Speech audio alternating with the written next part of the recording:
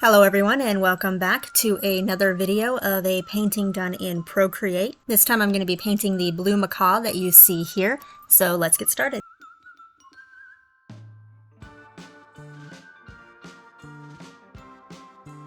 Okay, so this painting was done for the Endangered Species Week in 2021, I think.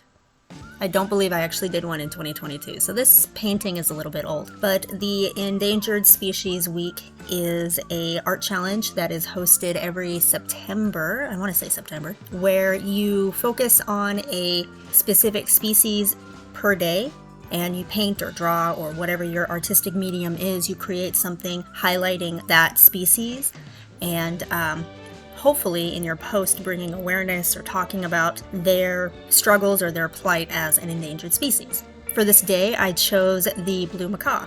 And of course, I use a few reference photos, pasted those in, did my sketch using the chalk brush, which again is a Procreate standard brush, began laying down the base colors and building up shadows and contrast. Very similar to other videos that I have posted in the past, so if you want a more detailed breakdown of the steps or what I'm actually doing that you're seeing on the screen, feel free to click any of the links that are on this video now.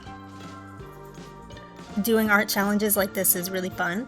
It's also very beneficial because quite often, I'm not sure if this happens to everybody else, but quite often as an artist, I run into art block, or I sort of have the opposite issue of art block. My ADHD brain goes a little bit haywire and I have way too many ideas and I don't know what to do or where to start. So art challenges are a really good way to focus. Draw something as prompted by somebody else, somebody else who created the prompt. And this particular one is pretty close to my heart because I am a big animal lover and do care about conservation efforts and endangered species and things like that. I actually am afraid of birds, and especially birds like the parrot. So I thought that it was actually a good challenge for me to paint a subject that I'm not super comfortable with in real life, because it gives you the opportunity to study and learn about that subject from a distance.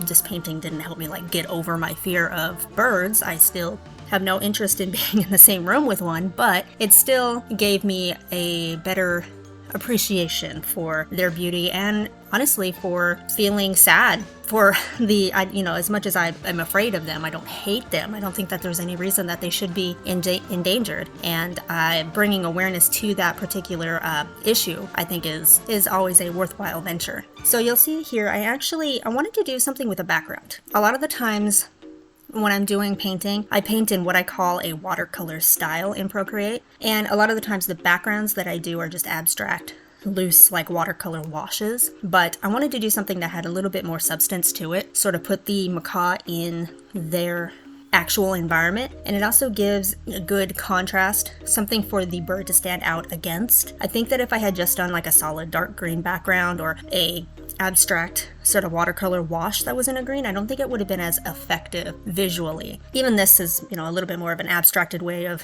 drawing or showing the rainforest that they actually live in, but I feel like it actually helps sort of anchor the subject in an environment and give them something to kind of stand against. And actually it was a lot of fun too. I sort of flip-flop back and forth a lot between drawing animals, drawing people, drawing specific anatomy parts like eyes or hands or feet, and even drawing foliage and floral and plants. I kind of go through phases, usually throughout the year. You'll see several, even on this channel, you'll see several pictures of animals that I've done, and then a string of portrait paintings that I've done, and then another string of floral or plein air studies that I've done outside. So it was kind of fun to combine them together.